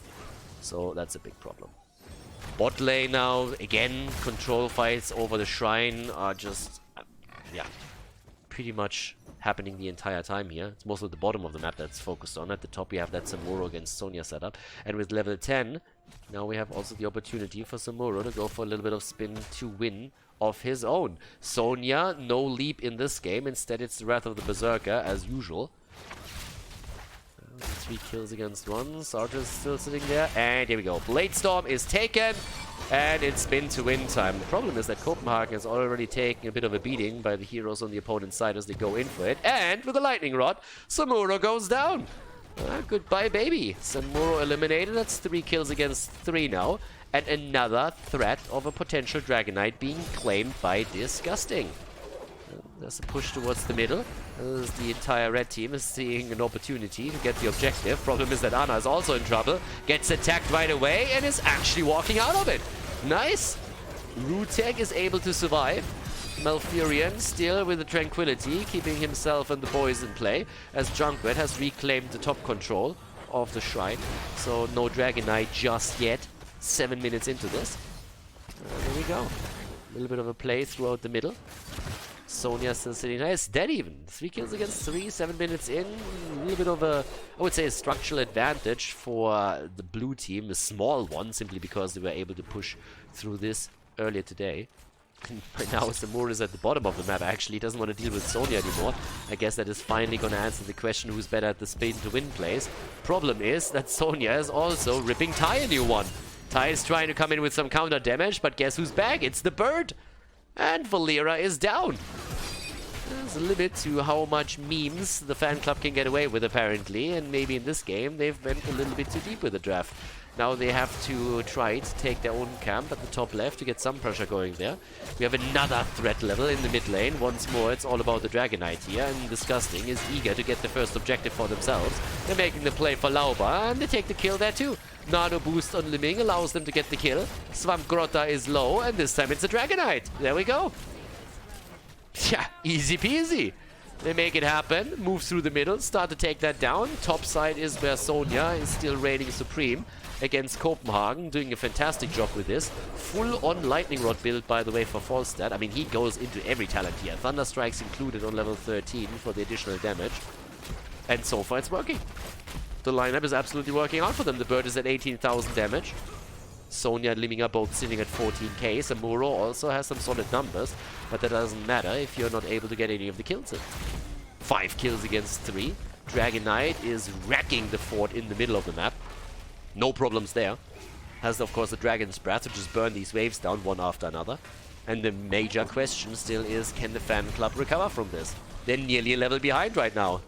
A bit of an ass-kicking against Junkrat here, as he was trying to help out a bit. Set up against Tai, and he gets out. Tranquility is being used. They're still ready for the fight. Here's the Riptire, and Mal'Ganis comes in with the ult. Can they get a kill here? Samuro, alright, gets the ult out too. More spin to win. The bird in trouble, but still able to barrel roll away. And the attacks keep coming as the blades coming whack, whack, hack, and down goes Li Ming. The counter kill against the Junkrat is there though. Always a counter kill. Every time a kill comes through for the fan club, Disgusting is ready with a reply. And they have another one. They take Mal'Ganis as well. Now they go for Tai. Oh, another kill against Malfurion. And finally Sonya dies. It was about time, but it still doesn't change the fact that it's a bad, bad trade for the fan club. 8 kills against 5. Level behind still. And more map control now for Disgusting. Yep. So far. Go down to the bottom of the map. They have another chance with the level 1 talent on Falstad, and of course the attacks to take another camp. This one is going to hurt the bot lane significantly. Could even result in the fort being taken apart. If the fort's destroyed, that would be great for them too. Bird has to head back quickly. And, well, that push. I mean, there's only Li Ming there. That's about that. And Sartreus is already moving out of it too. Up here at the top, that's where Johanna makes the move. And by the way, I want to highlight this again. Look at Falstad. He actually has the global still up. This is a mistake that a lot of the lower league players make continuously, and I want to just highlight this real quickly. If you are in a position where you have your global available, don't use it just to fly back to lane after you Hearthstone. Let someone else make the rotation, as we've just seen from Johanna, to soak the top experience. Keep your global up. You want to have that as a tool that allows you to either come late to an objective, depending on the map, to set up a gank, or to just help the team push somewhere. So don't just waste that to come back onto lane. Make a proper rotation happen with the rest of your team and save that cooldown for a real opportunity. So like we've just seen there, really, really important. Well, Samuro on the other hand, Copenhagen is trying to get out of this one. So much for the real opportunity. I mean, okay, that was a little bit on the YOLO on this one, but hey, I mean, it's for show, right? So at least he looked good. So did it give him any value? Nope. Did it look good? Hell yeah. So he flies in, they get the kill, they get the second as Valera falls shortly after Samuro, and that of course is going to eliminate the top 4. There was a trade. Bot lane, we've seen the exact same thing now, exact same play now happen, but the push gets even further. They go into the Bridge of Death actually.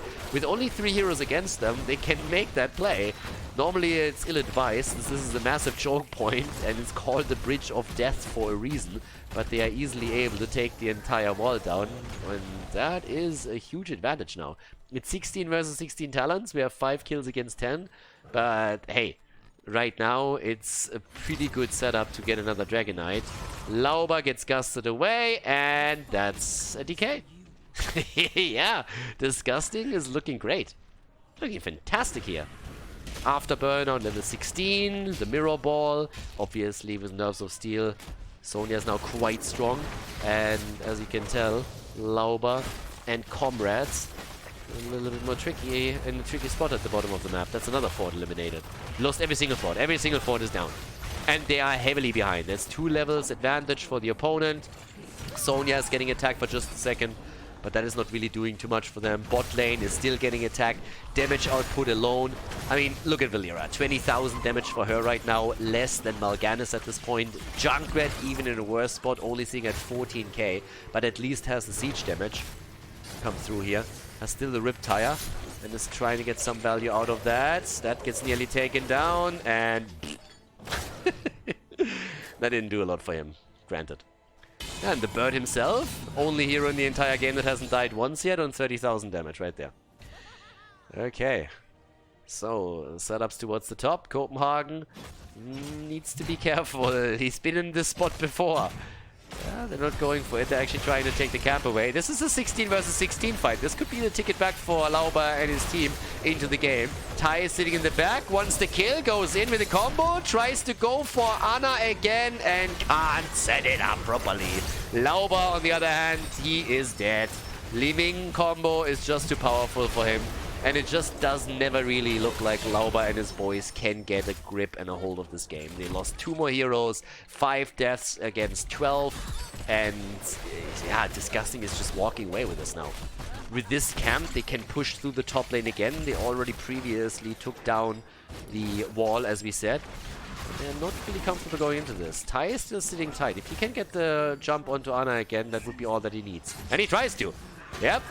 That's the move in, and that should be a kill. No! Oh my god. Ana survives. Valeera goes down. Top lane gets pushed. Double catapult on the keep. This isn't a good look. No, they went a bit too deep into the memes in order to make that combo happen here. Now it's level 20 against 18. Keep is on half HP. There's already heroes in position to take control of the shrines as they are aiming for the next Dragonite, which could be the final one in this game. Camps are taken too. Unless the fan club wins a big team fight here at some point, this could be lights out. And could then also be, of course, the first game in this series that Disgusting takes. A map win here would mean a lot. As I said before, it would actually mean quite a bit for the standings, probably also for just generally their confidence in the league. I mean, let's not discard the possibility that they're even able to make a little bit of a comeback here. So, with now 20 against 18, 8 level advantage, they're pushing through the bot lane this time. Very eager, of course, to empower this push with the Siege Giants even more. And it should be the keep that falls next. The fan club needs 20. They need to soak for 20. They need to be safe. They need to be on the back foot a little bit longer, trying to just play this passive, trying to not lose control of the game completely, aka not lose their core. If heroes fall now, that might just be the sign that Disgusting needs in order to make a play for it. But they're trying to go for false stat, and Tai still can't get the kill here. But it's getting some damage in, and the more damage you push onto these heroes, you keep them on half HP, and you just say, listen, it's really, really not what you want to make a core play right now. Just relax, take it easy, let us get our 20, and then we can talk about it. And of course, let the top lane push a little bit more heavily. And at least taking the wall apart here, maybe even grabbing the fountain, that would be worth a lot. Taking all those mid lane fountains away from the opponent is always important, as I said previously. Hasn't really happened for the fan club, but it did sure as hell happen for Disgusting. And they're ahead with that. Shattering teeth everywhere. Johanna with the iron skin moves in, so it's like, okay, I'm gonna take care of that now. Valeera at the bottom of the map, still looking for some additional experience so that they can get the Storm Talons. And I like the way that they are just sieging up here. Good siege up. Make that happen for now. Need to be a little bit careful. Mal'Ganis, again, he's not in too much trouble. He's eating a bit of damage, but there's always Henning close by to heal it out. Yeah, the top fort is losing a lot of HP though. The fountain is eliminated. That's one of the bigger things. And now level 20, of course, is soon in the hands of the fan club, and that might just be enough to win. keep in mind that this is also a really experienced team. They might have a bit of a composition that is not really working out as they were hoping for, but if they get a team wipe, and they definitely have the mechanical skill to pull it off at some point, then it is a completely different story. That momentum might be all that the fan club needs, and a team fight in the late game and a team wipe following through with it is worth a lot. Okay, Valera gets away for now with level 20 talents. I hate waiting, actually, for him. The Dance of Death is now in, too. That's, of course, heavily increasing the damage output potential from him. But if you get one wipe in at this point, and then grab a Dragon Knight, you know where this is going. There's the kill! Li Ming is down. Li Ming is down. This time she gets the kill. She gets the setup, she gets the kill. Tai with Valera takes the damage dealer down, or at least one of them. They're trying to make the play for Ana now too, and they could possibly take it, and there it is. Double kill. Double kill on 20. They're trying to go for the triple, and they get it. 3 heroes down. Lauber survives. Lauber survives for now, and a bit more damage against Sonya, who needs to be careful right now. And there's spin to win the entire time, and that's another kill, isn't it? Oh, ho, ho, spin to win! The sleep, and down she goes.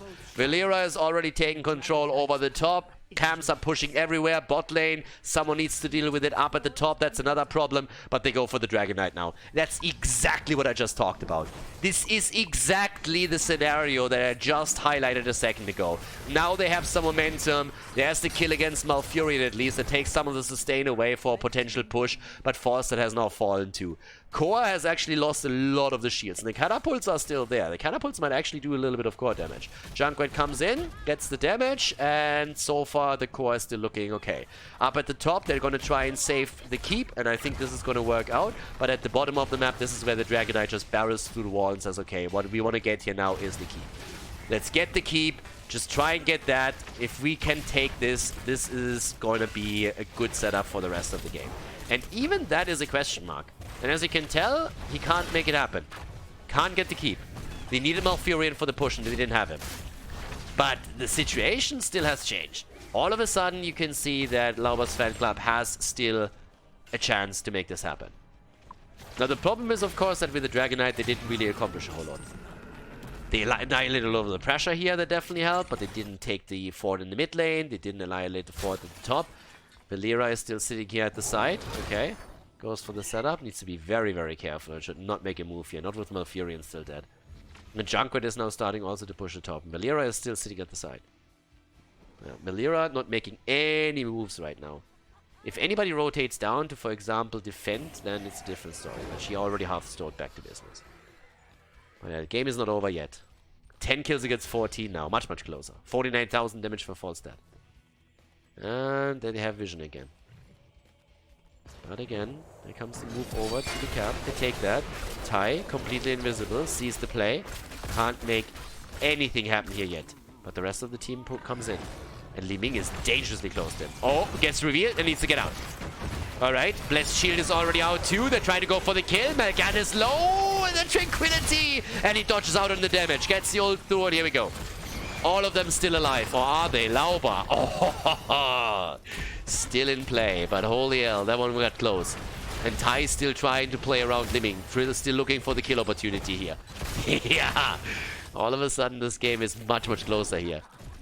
The fan club could still take this. Give them a few more kills and it's theirs. But down at the bottom of the map, this is another big problem. Someone has to deal with it, but instead they're going for the fight. They're going for the battle against Ana, and Ana is down. Ana is dead. No support. Bot lane, they need to be careful. They need to send someone back, maybe Junkrat. But the bot lane is already eliminated. Now they make the play for Sonya. They can't quite get it. Junkrat is down, taken by Johanna. Sonya is dead too. 1-for-2 trade. Bot lane. Shields are getting attacked. As mentioned, someone needs to take care of it. Nobody does. Instead, they're going for Li Ming. And Tai gets dropped by Falstad. Nearly gets a Li Ming kill off. But Itrax pays attention. And now the core is falling. 76%. And another 2 shots fired. That pings it down to 69. Whew. Yeah, this is getting spicy. There's another Dragon Knight obviously up for grabs. It's the 3 versus 3 in the map right now. But this game is getting all of a sudden a lot closer. Still gotta say that as it continues with all of the catapult pressure, it's obviously an advantage for Disgusting. And they are already in a situation where potentially you could even look at some kind of backdoor play. I don't really think so, but just imagine if catapults make it onto the core again and Falstad flies in, gets a Mighty Gust off against someone like Junkrat, for example, and just finishes the last few hits. Definitely possible. Yeah, so over here, once again, the attacks keep coming. Falstad is a big part of it now with the damage output. Heading immediately with his ult again. There's the Gust. Gusts them away. Isolates Lauber. Yeah, but Lauber is able to survive. And Valera is now at the bottom of the map dealing with the catapult pressure. 12 kills against 16. We're 23 levels into this. 23 minutes nearly. And again, Falstad with the global has of course now a huge advantage. And there's the pressure. One Dragonite and it's over. 23 minutes in, that DK ends the game. So they have to go for it. Oh, Copenhagen! And the kill against Falstad. But Samuro, oh my god, he survives. Samuro is actually alive. Samuro's alive. Tai is sitting at the side, waiting for a target. Waiting for opportunity, waiting for a target. Decides to move down to the bottom of the map in order to take one of the shrines. Yeah, goes for the shrine, claims it. No more pressure in the middle of the map. 5 versus 4. They have a 5 versus 4 now. Could take the catapult here. Ford at the top lane. Keep at the top lane. Is gone. Boom. Goodbye. They need to win the team fight now. They need to take the objective. Junkrat is topside. They need to win it right now. They have no other choice. And the kill against Ana goes a long way to accomplish that. There's the opportunity to take the Dragonite and end their game. Catapults need to be dealt with. Swamgota is the man.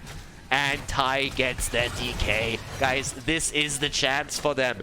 And now the wrap around topside. They have to go for a backdoor attempt. There's no other option. Backdoor is the only thing that can win it for them. And they know it too, but who's going to make it happen? Johanna and Sonya, seriously? You think they can pull that off? Junkrat is on the move. Li Ming is now coming in too. They already saw that coming. But they need to go for it now. And they actually move a couple of heroes back. I don't even think they have to. Yeah, but this is going to be a race. Well, they might have to after all. There comes the attack against our Khal. 60%. Dragonite is on the core at the same time. Oh, Jojo's about to go down. Falstad flew in. The bird. They make it happen. They're actually going to take it, aren't they? The race is there and Disgusting wins it. Disgusting takes the game and forces game number 4.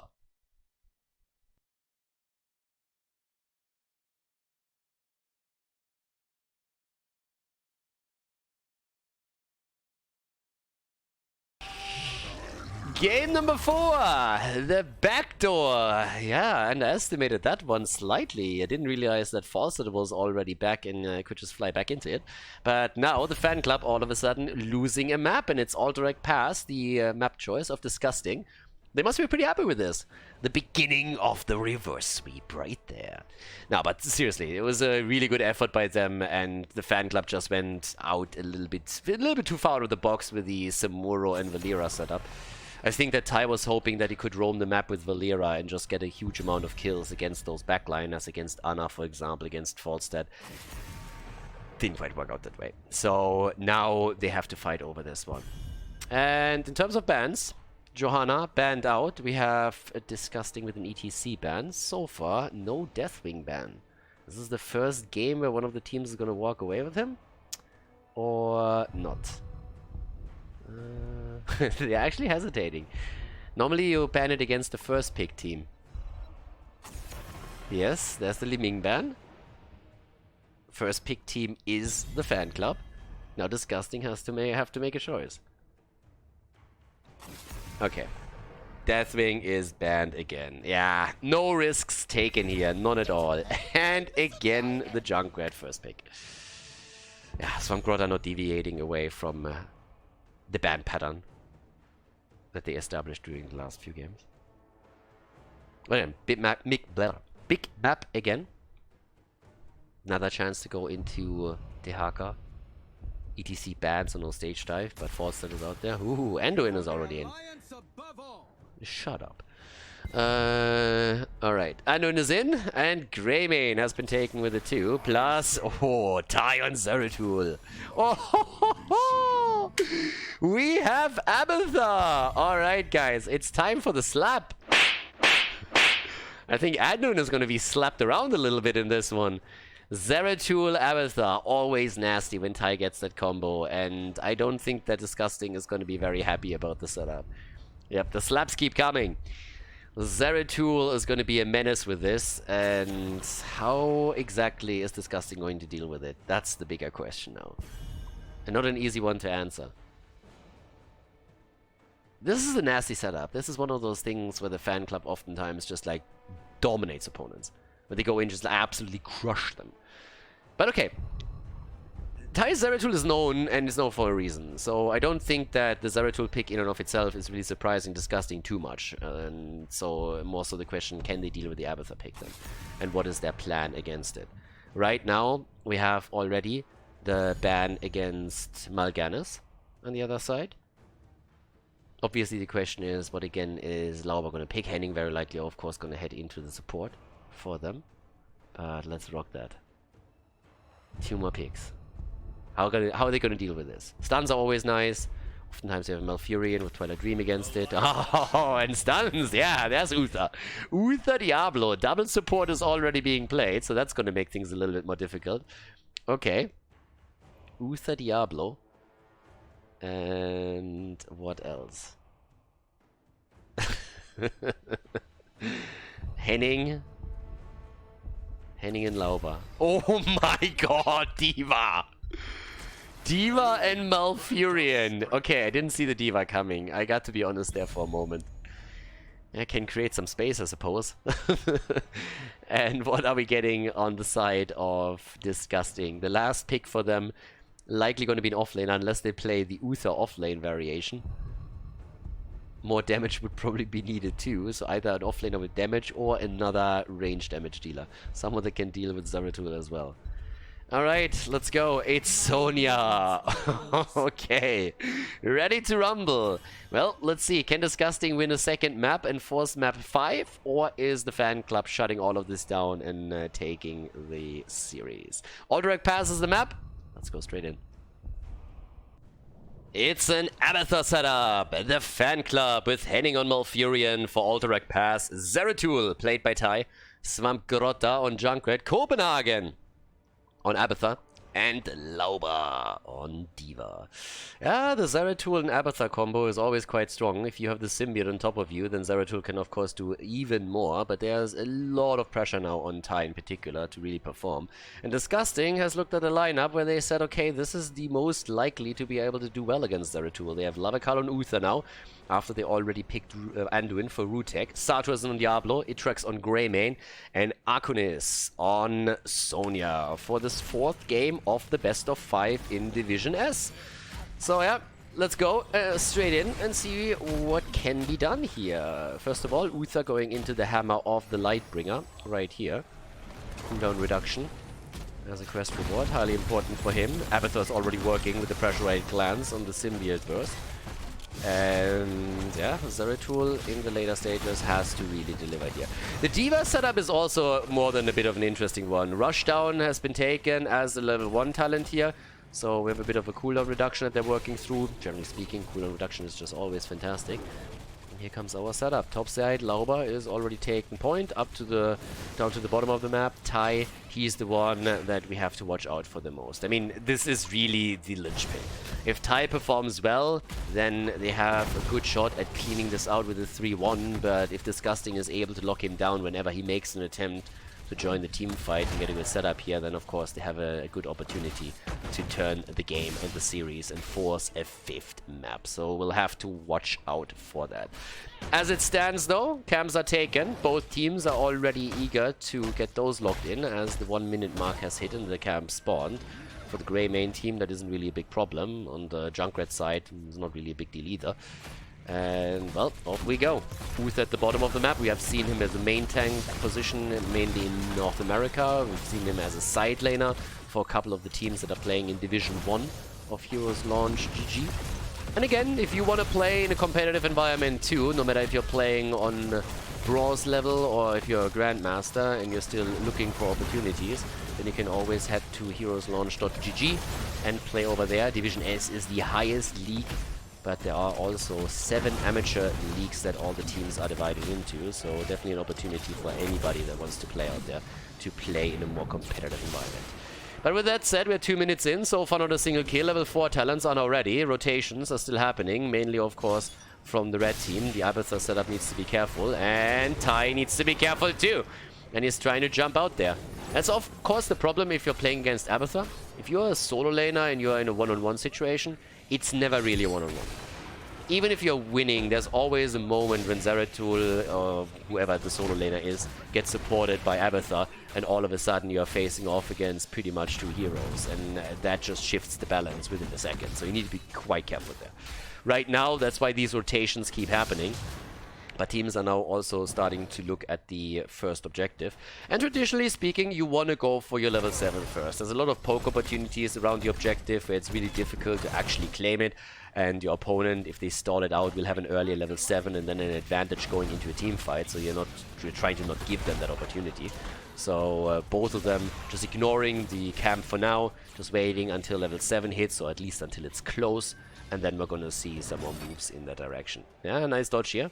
The Juke Master 2000 says hello, as Arkunis is not able to connect the spear because of that. Ty is still able to catch all of the experience. Globe changes, make it happen of course. And there comes our setup in the mid lane, as both of the teams are closing in on the next talent, and that will focus the attention a little bit more towards the objective. Kill attempt against Sonya, who needs to be careful. Keep in mind that Abathur, of course, means that you don't have an additional body in the game. Lauber in trouble. First blood. And he gets dropped. Lauber down, D.Va eliminated, Abathur still on the map. No time to buy for them anymore.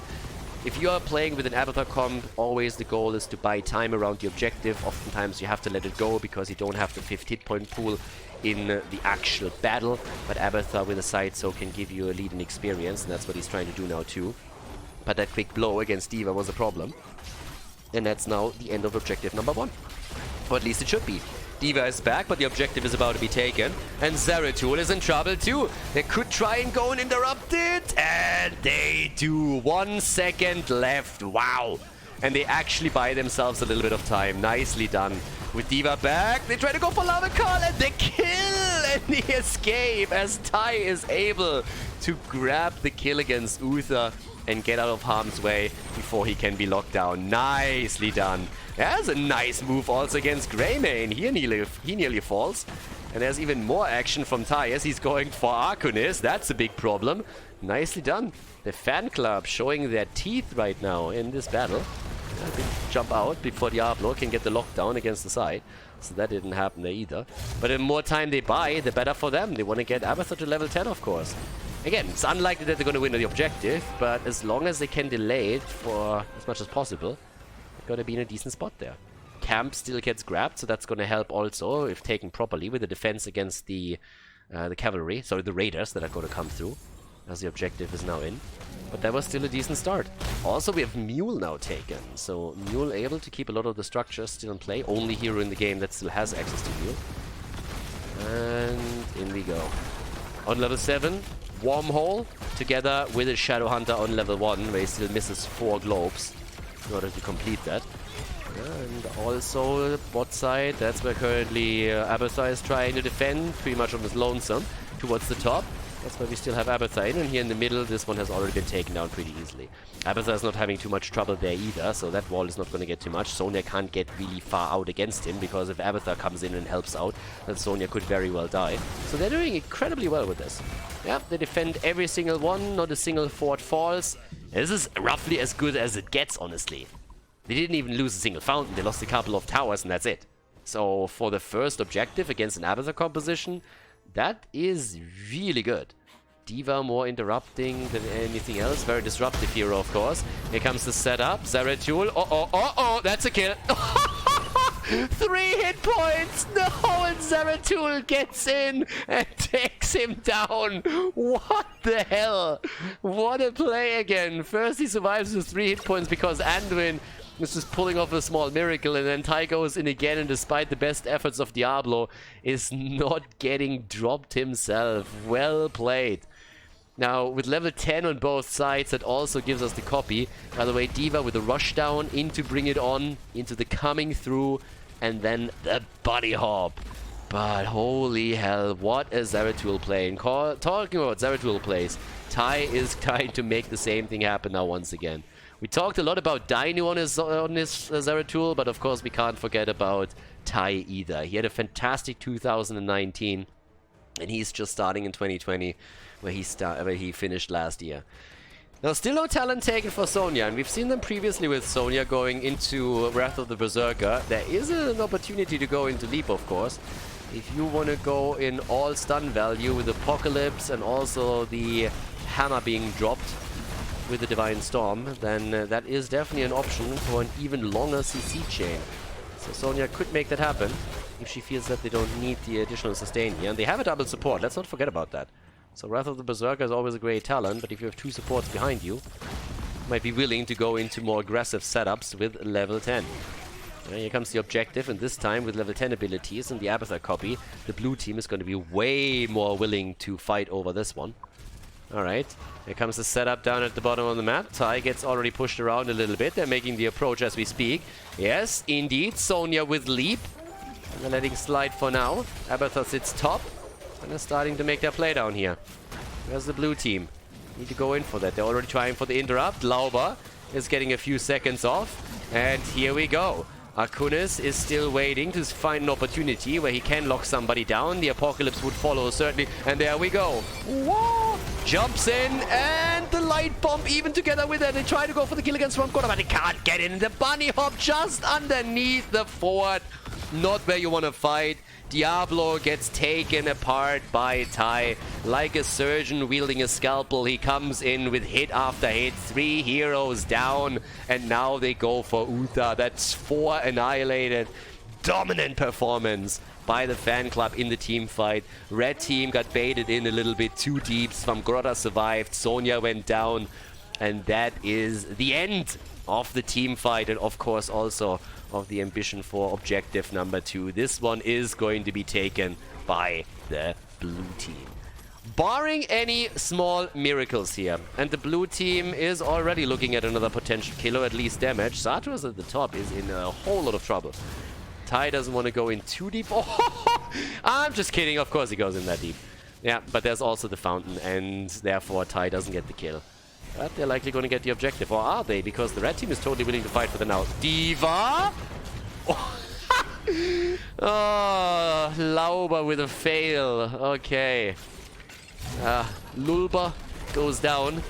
That is 6 kills against 1 still. And Zeratul is now jumping in to go for Diablo again. I mean, Tai is just nipping at their heels the entire time, but with Diva down, they need to buy themselves more time for the frontliner to come back. 20,000 damage now for Zeratul. Actually, copy time. Okay, there comes the leap, by the way, but Malfurion is still alive. Used the Tranquility, wasn't necessarily even needed by them. And they're just poking around the edges the entire time. Zeratul in particular is all of a sudden the center of attention. Gets a quick heal from Malfurion. The poke from the double Junkrat, on the other hand, is doing a lot of work as Diva is entering the stage again and coming back slowly. And here we go. Another attack attempt. Another 13 talents now on both sides, but they still want this one. Zeratul comes in, pokes, Malfurion with the roots on the backside. There's nothing happening here. And that's the Raiders coming through. Raiders on the way, and let's see how much they can get with this. As the cavalry. Tracer notwithstanding for a moment. With level 13, Soma Transference is of course giving more survivability to Zeratul, or whoever has the symbiote. Mending Strikes, another quick tool. I mean, Tai is well aware that he's in a situation where he's going to be focused. So everything that can keep him alive, that sustains him a bit more, is great. And he is just dancing around Sonya the entire time for good reason. Ooh, Greyman on the other hand goes down bot side. Taken down by Malfurion, the old geezer with the green beard, apparently good for something after all. Yeah, and there's also the attempt to break through this. But top side, Sonya goes down, and that's the end of the fort now. As at the bottom of the map, the fight still continues. Light bomb set up, and could that be the kill? Svamgrotta gets a displacement. The mana mule on the ground. That's what you get for beast-stepping them earlier. I like it. Some friendly banter between the teams here. 16 talents now. 8 against 1 kills. Move into the middle. And it's time for Zeratul. Anduin as the bunny hop Zeratul comes in. Rutek is on the run. Zeratul jumps in, jumps out, gets the stun, gets a little bit of assistance and help. Everybody keeps flanking. There's the attack against D.Va. Double root for Malfurion. And Zeratul is still looking for a target, but there's just too much. Can't handle all of that aggression. Top side, though, more value coming through for the blue team as they break through the entire gate here. The bottom fort has also been taken down. And when all is said and done, that's 3 forts eliminated with the objective. And you can't ask for much more than that. So yeah, that's at least nice for them. So now they're starting to go down to the bottom of the map once more. Once again with the attack setup here. And 8 kills against 1. And here we go. Quick push, quick attack. Lauber jumping out. And this time he actually gets away, isn't he?